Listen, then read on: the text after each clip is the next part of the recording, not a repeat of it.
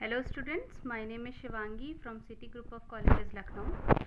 और आज हमारा information system and e commerce का लेक्चर 6 है। हम ऑलरेडी यूनिट नंबर 4 में काफ़ी सारे टॉपिक्स को कवर कर चुके हैं, जैसे कि हमने ई कॉमर्स का कंसेप्ट पढ़ा, हमने डिजिटल मार्केट्स, डिजिटल गुड्स के बारे में जानकारी ली, एडवांटेजेस एंड डिसएडवांटेजेस देखे transacting online. Then types of e commerce पढ़ा, एम कॉमर्स के टाइप्स पढ़े, ई कॉमर्स के जितने भी बिजनेस मॉडल्स हैं, B2B, C2C, इन सब के बारे में पढ़ा। जो हमारा लास्ट लेक्चर था वो था ई पेमेंट सिस्टम पे, क्लियर। और आज हम उसी ई पेमेंट सिस्टम को आगे कंटिन्यू करते हैं और उसके टाइप्स के बारे में थोड़ा डिटेल में डिस्कस करेंगे। Clear class? तो let's start with today's lecture. First of all, payment system क्या होता है? पेमेंट सिस्टम, कोई भी बिजनेस अगर आप कंडक्ट कर रहे हैं तो वहाँ पे आपको गुड्स एंड सर्विसेज के बिहाफ पे कुछ पेमेंट्स करनी पड़ती हैं। अभी तक का जो पेमेंट्स हो रही थी वो ऑफलाइन होती थी, यानी मार्केट में आप जाते थे, प्रोडक्ट पसंद करते थे, सेलर को पैसे देते थे और प्रोडक्ट बाय करके चले जाते थे। अब क्या हो रहा है? ऑनलाइन ट्रांजेक्शन्स हो रही हैं। तो जितनी भी ई पेमेंट सिस्टम्स हैं, e payment system means payment system which is done by the help of some electronic device, some networking. Clear? तो इसमें कौन कौन से टाइप्स होते हैं देखते हैं। बेसिकली हम यहाँ पे 5 types of electronic payment systems की बात करेंगे। सबसे पहला है डिजिटल कैश, जिसको इलेक्ट्रॉनिक कैश भी बोलते हैं। Second is electronic cheques, third smart cards, fourth debit cards and fifth one is credit card. One by one हम इन्हें डिटेल में जानने की कोशिश करते हैं, what exactly they do, what are their advantages, what are their disadvantages, and how we are going to use them as electronic payment system. Okay? So number 1, electronic cash or digital cash. Student, whenever we are doing any type of business, cash is involved in that, right? Payment के लिए cash एक ऐसा mode है जो कि involve होता ही होता है।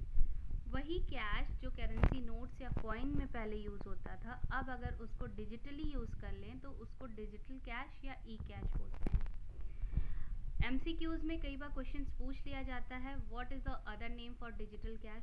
तो you can say e currency, e money, digital money, electronic cash, cyber currency, ये सारे नाम होते हैं डिजिटल कैश के। ठीक है? इसमें क्या रहता है, कुछ टोकन फॉर्म में आपका कैश जो रहता है वो मर्चेंट के अकाउंट में जाता है। आपका बैंक अकाउंट रहता है, वही बैंक अकाउंट से आपका जो भी पैसा है वो किसी टोकन फॉर्म में एक ई कैश के फॉर्म में आपके अकाउंट में रहेगा और वो मर्चेंट के अकाउंट में आप ट्रांसफ़र करते हैं whenever you are purchasing something. अब इसको देख लेते हैं कि इसके प्रोसेस में होता क्या है। तो सबसे पहले क्या होता है कि आप एक अकाउंट क्रिएट करते हैं, बीइंग एन कस्टमर। आपने अपना एक अकाउंट क्रिएट किया, फिर आप अपने अकाउंट में प्रॉपर अमाउंट जो भी परचेजिंग की है, सपोज़ करिए आपका प्रोडक्ट जो है वो 10,000 का है, तो आपका एक तो पहले बैंक अकाउंट होना चाहिए, दूसरा उसमें मिनिमम टू मिनिमम 10,000 रुपीज़ होने चाहिए, तब आप ई कैश या डिजिटल कैश का यूज़ कर सकते हैं। Clear class? उसके बाद अगर हम बात करते हैं तो यहाँ पे एक ब्लाइंड सिग्नेचर मेथड होता है। ब्लाइंड सिग्नेचर मेथड में क्या रहता है कि जो भी आपके ट्रांजैक्शंस होते हैं वो बहुत ही सिक्योर्ड फॉर्म में रहते हैं और जो डिजिटल कैश में कन्वर्ट हो जाते हैं आपके बैंक डिटेल्स को लेते हुए। क्लियर? फिर ये एक डायग्राम है जो ये शो कर रहा है कि किस तरीके से प्रॉपर डिजिटल कैश का यूज़ होता है। तो कस्टमर होता है, कस्टमर का एक बैंक अकाउंट होता है, कस्टमर मर्चेंट से मिलता है ऑनलाइन, मर्चेंट का एक बैंक अकाउंट होता है। क्लियर? यहाँ पे क्या होता है कि मर्चेंट, कस्टमर अपने बैंक अकाउंट से मर्चेंट के बैंक अकाउंट में what ever the amount of the good और सर्विसेज ही इज़ अवेलिंग, वो अमाउंट मर्चेंट के अकाउंट में डालता है, जो कि किसी न किसी टोकन फॉर्म में मर्चेंट के अकाउंट में आती है, उसके बाद बैंक में जाके उसका कन्वर्ट हो जाता है। क्लियर? अब इसके कुछ एडवांटेजेस देख लेते हैं। तो digital cash give an individual the opportunity to act as a micro merchant to offer their product for exchange in e cash. यहाँ पे क्या होता है, इंडिविजुअल को ये अपॉर्चुनिटी मिलती है कि वो खुद भी एक मर्चेंट के तरीके से काम कर सकता है। क्यों? क्योंकि वो एक्सचेंज कर सकता है अपने ई कैश को किसी भी नॉर्मल कैश की तरह। जो कॉस्ट ऑफ ई ट्रांजेक्शन होती है वो बहुत स्मॉल होती है या बहुत बड़ी हो, दोनों ही केसेस में बहुत ईजिली हो जाता है। Third, the small value token are known as micro cash and the transaction are called micro transaction. अगर स्मॉल अमाउंट में कैश को ट्रांजैक्ट कर रहे हैं, सपोज करिए आप नॉर्मल वेजिटेबल्स लेने जा रहे हैं, तो भी आप बहुत स्मॉल अमाउंट में अगर फ़ोन पे कर रहे हैं, सपोज 10 रुपीज़ 15 रुपीज़, तो वो भी आप ऑनलाइन ईजिली ट्रांजैक्ट कर सकते हैं। तो इनको स्मॉल ट्रांजेक्शन्स के नाम से जानते हैं, और जो कैश देते हैं वो स्मॉल टोकन मनी के हिसाब से रहता है। अब इसके कुछ डिसएडवांटेजेस। तो सबसे पहला डिसएडवांटेजेस एज यूजुअल, अगर आप ऑनलाइन कर रहे हैं तो फ्रॉड का केसेस हो सकते हैं, सिक्योरिटी प्रॉब्लम आ सकती है, टेक्नोलॉजिकल प्रॉब्लम आ सकती है, कई बार सॉफ्टवेयर्स का प्रॉपर नॉलेज ना होना भी एक तरीके की प्रॉब्लम है, प्राइवेसी की प्रॉब्लम आती है। रीज़न मीन कि अगर आपके जो भी पिन कोड है आपने डाला है और वो किसी और ने देख लिया, या आपका कार्ड ईजिली अवेलेबल हो गया किसी और को, तो वो ईजिली आपको पिन से कैश विड्रॉ कर सकता है। So these are some of the disadvantages also. Moving on to the next one is the electronic checks. Students, आप already checks के बारे में ये जानते हैं कि checks क्या होते हैं, right? Checks are also a form of finance that is provided by the banks for the customer. तो क्या होता है, checks normally क्या होते हैं, पेपर से बनते हैं जो बैंक इशू करता है, जिसमें आप अपना जो भी अमाउंट विड्रॉ करना होता है वो लिखते हैं, आप एक साइन करते हैं, देन आप सबमिट करते हैं बैंक में, देन प्रोसेस जाता है और फाइनली क्या होता है, आपको उसका मनी मिलता है। यही होता है। Now when ever the process, all that process I have told you right now, ये पूरा का पूरा प्रोसेस जो है अगर डिजिटली हो जाता है, तो डिजिटल चेक्स और electronic cheques are similar to as paper checks, but the only difference is that you can avail them 24/7 and you can do it without going to the bank. यहाँ पे क्या होता है, यहाँ पे डिजिटल जो भी चेक्स रहते हैं इनको साइन जो होता है, इसमें डिजिटल साइंस की रिक्वायरमेंट होती है। इसमें ऑटो फिलिंग का ऑप्शन होता है, जिसमें आपकी डिटेल्स ऑलरेडी बैंक से पूरी फिल हो जाती, just you have to fill the your amount, your signature and that's it, और आप जो है उसको तुरंत का तुरंत ट्रांसफ़र कर सकते हैं। वर्किंग कैसे होती है चेक्स की, आइए इसको इस डायग्राम से थोड़ा सा जानने की कोशिश करते हैं, या उससे पहले एक बार स्टेप बाय स्टेप ज़रा समझ लेते हैं कि कैसे वर्किंग होती है। तो सबसे पहले क्या होता है, कस्टमर चूज़ करता है अपने प्रोडक्ट को from particular websites. Suppose Myntra से आपको कुछ परचेज करना है, आपने पर्टिकुलर साइट पे आप गए, आपने एक शर्ट या टी शर्ट जो भी आपको लेना है आपने पसंद कर लिया, फिर आपने बायर्स की सारी डिटेल्स को देखा, इनवॉइस किया, फिर आपने बायर को सेंड कर दिया अपना ई चेक। क्लियर, आपने अपनी सारी फिल कर दी, उसमें डिपॉजिट चेक में पूरी डिटेल्स आपकी आ गई, आपने चेक भेज दिया डिपॉजिटर अकाउंट में, यानी जो भी आपका बायर है उसके अकाउंट में आपने डाल दिया। फिर क्या हुआ, जो सेलर बैंक था उसने ट्रांसफ़र किया उस चेक को बायर्स के अकाउंट से डायरेक्टली, जो भी सेलर है उसके अकाउंट में। फिर एक बार उसकी वैलिडिटी को चेक किया गया, उसकी अमाउंट को डिडक्ट किया गया, एंड फाइनली आपका जो बैंक का जो चेक था वो क्लियर हो जाता है, सारी पेमेंट रिसीव हो जाती है, तो आपका जो भी प्रोडक्ट था वो आपके पास तक पहुंच जाता है। क्लियर, इसको इस डायग्राम से भी हम समझने की कोशिश करते हैं। If you are seeing in this diagram, you are seeing that there is a buyer, there is a seller, there is a seller's account and there is a buyer's bank, right. तो क्या हुआ कि buyers ने seller के पास से कोई product देखा, buyer ने सेलर की सारी डिटेल्स ली, बायर ने अपने अकाउंट से चेक एक रिसीव कराया, जो बायर ने एक चेक इशू किया जो उसके अकाउंट में गया, वहाँ से बायर्स के बैंक अकाउंट से सेलर्स के अकाउंट में पैसा ट्रांसफ़र हुआ, सेलर्स के बैंक अकाउंट से पैसा वापस सेलर के पास आ गया, and this is the whole process for e cheque, right. So this is a cycle because it is an continuous process. Now, let us discuss about some of the advantages of e-check. Number one advantage is that कि whatever the micro payments are done, they can be done very easily, very conveniently. e-check help करता है कि third party involvement हो जाता है, ताकि third party को issues ना क्रिएट हो। सपोज़ करिए आप किसी साइट से जाते हैं और वहाँ पे कोई बायर है, तो buyer became the third party, right. तो ईजिली पेमेंट एक्सेप्टेबल हो जाती है। Then buyers and seller did not need to belong to the same religion, same region, same country. Suppose करिए आप कुछ आउट ऑफ इंडिया मंगा रहे हैं, तो भी आप इजीली मंगा सकते हैं by the help of e cheques, clear. Time reduce करता है, आपको बैंक में जाके लाइंस में नहीं लगना पड़ता, आपको अपने चेक्स को विड्रॉल कराने के लिए नहीं खड़े होना पड़ता है, सबमिट करने के लिए नहीं खड़ा होना पड़ता है। तो these are the advantages of e cheques. Clear. Now discussing about some of the disadvantages of e cheques are, कई बार क्या होता है चेक्स रिफ्यूज़ हो जाते हैं मर्चेंट के अकाउंट से। वाई? कई बार इनसफिशिएंट मनी होने की वजह से प्रॉब्लम्स आती हैं, फ्रॉडुलेंट एक्टिविटीज़ हो जाती, फ्रॉड हो जाता है, मतलब कोई कस्टमर है वो फ्रॉडुलेंट निकल गया, मींस उसके पास बैंक में अकाउंट में पैसे नहीं हैं, बट उसने क्या किया, बायर्स के अकाउंट में अपना ई चेक भिजवा दिया, और जिसकी वजह से क्या हुआ कि उसको प्रोडक्ट तो रिसीव हो गया मगर यहाँ पे फ्रॉड हो गया। क्लियर। देन प्राइवेसी की प्रॉब्लम्स आ जाती हैं, सिक्योरिटी की प्रॉब्लम्स आती हैं। तो these are some of the disadvantages of e cheques. Now moving on to the next one is your smart card. So students, what do you mean by smart card?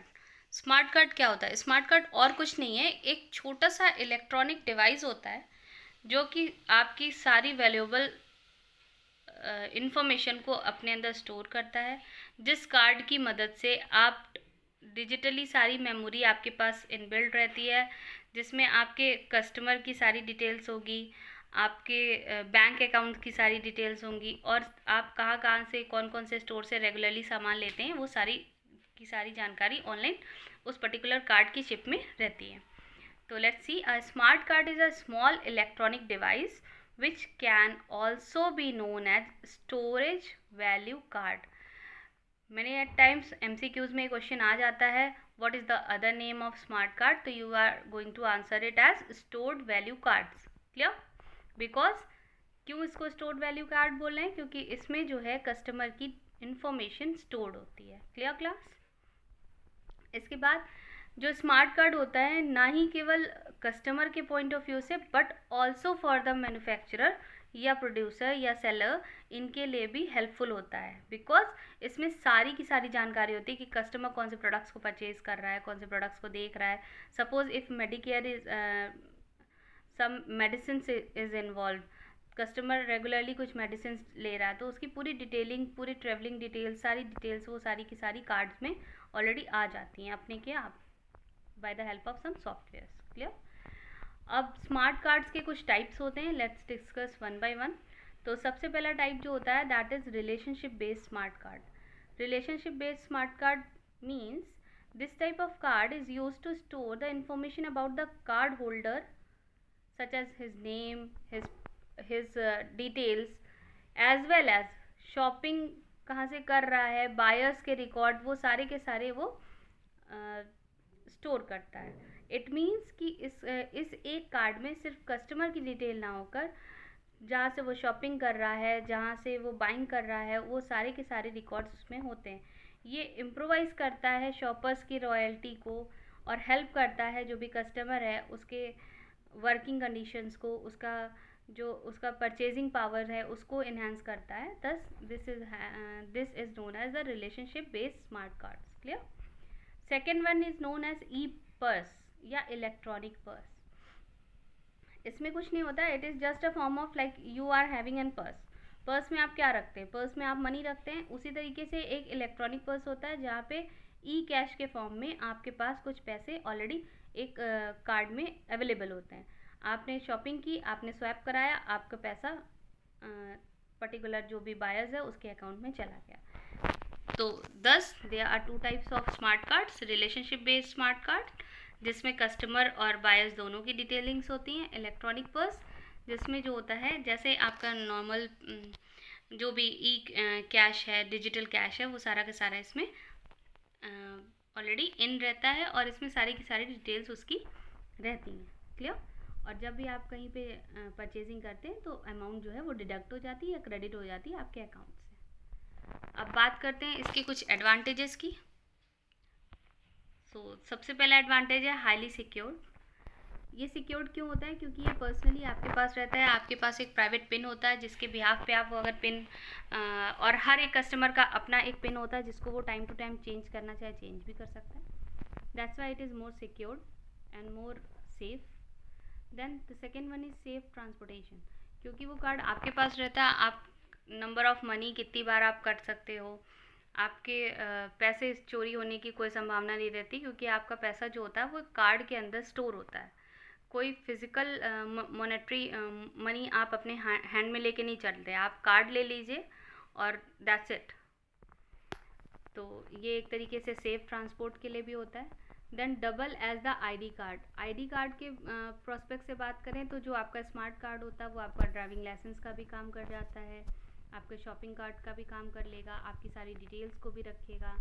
When ever you are needed with some any of that particular emergency thing, then you can use your smart card. Clear?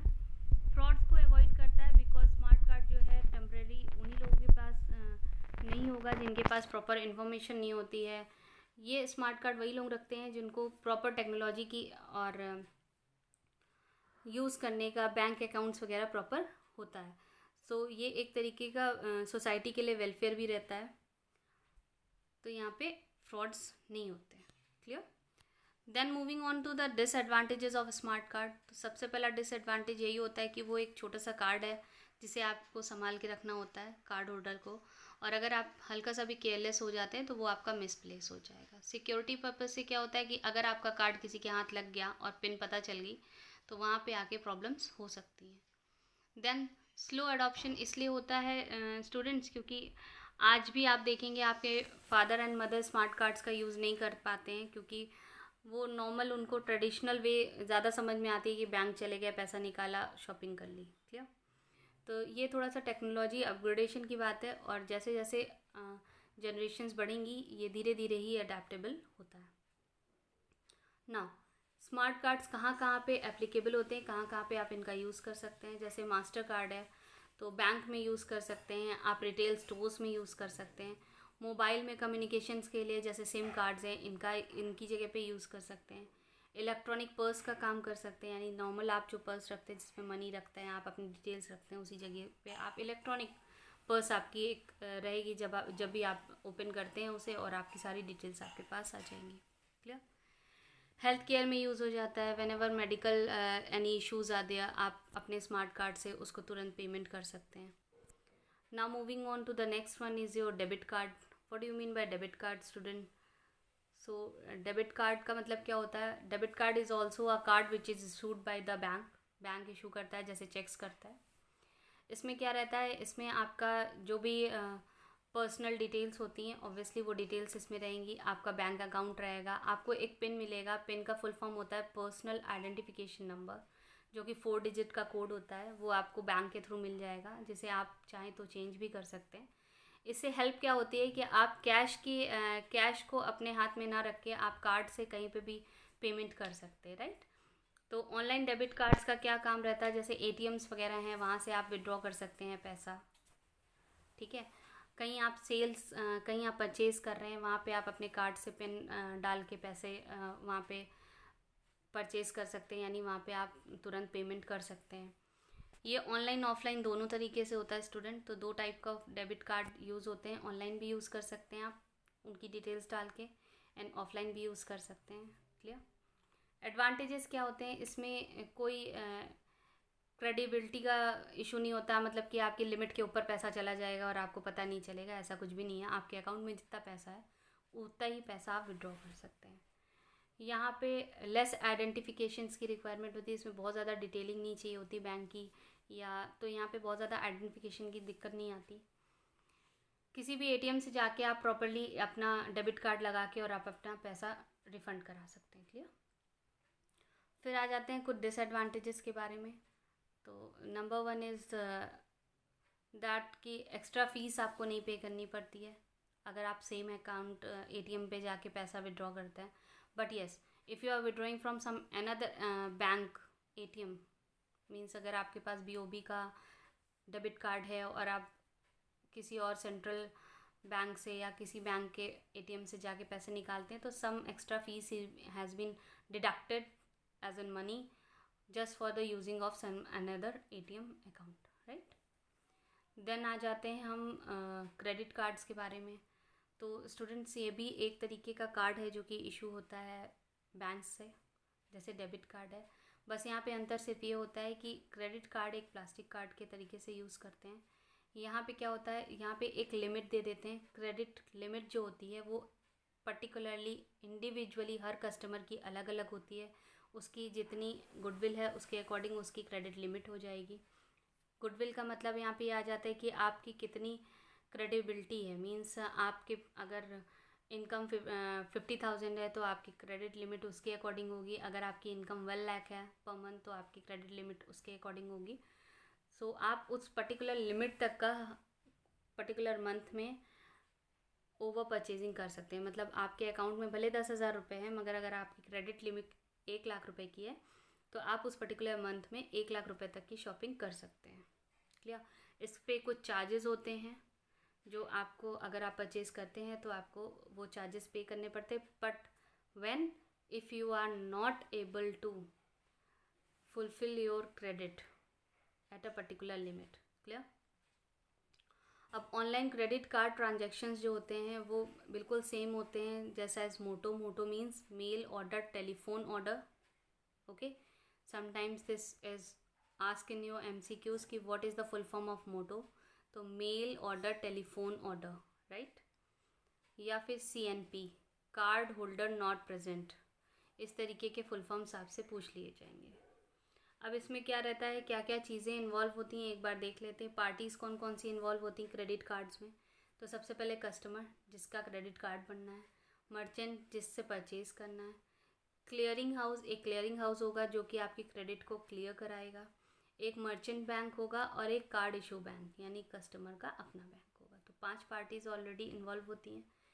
अब online credit cards के types क्या होते हैं, तो payment using plain credit card details, दूसरा होता है payment using encrypted credit card details, और जो तीसरा होता है payment using third party verification. तो ये 3 तरीके होते हैं जिनसे क्रेडिट कार्ड की पेमेंट्स को किया जाता है। सो क्रेडिट कार्ड के साथ अगर हम बात करते हैं तो इसके कुछ एडवांटेजेस हैं। एडवांटेजेस अगर जो कार्ड होल्डर है उसको देखें तो वो इजीली शॉपिंग कर सकता है। उसकी क्रेडिट फैसिलिटी की वजह से वो सेफ़ रहता है, कभी उसे ओवर परचेजिंग करनी पड़े तो वो कर सकता है। मर्चेंट के पॉइंट ऑफ व्यू से देखें तो सेल्स को बढ़ाता है, मगर अगर बैंक के पॉइंट ऑफ व्यू से देखें तो उसकी अर्निंग्स भी बढ़ती हैं और मार्केट ग्रोथ बढ़ती है। फिर डिसएडवांटेजेस ऑफ क्रेडिट कार्ड, तो पहला डिसएडवांटेज ये आ जाता है कि कई बार हम क्रेडिट कार्ड्स होने की वजह से ओवर परचेजिंग कर लेते हैं, ओवर यूज़ कर लेते हैं अपने मनी का। फाइनेंशियल प्रॉब्लम्स कई बार आ जाती क्योंकि हम परचेजिंग के टाइम पे ध्यान नहीं देते हैं और हम परचेज़ कर लेते हैं और बाद में हमें वो पेमेंट करनी पड़ती है बैंक को।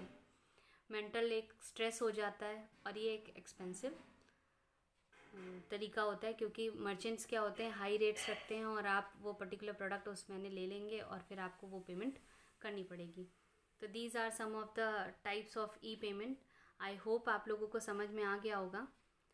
और इसके बाद हम डिजिटल सिग्नेचर और जो भी थोड़े बहुत टॉपिक्स बचे हैं 4th यूनिट में उसको कवर करेंगे।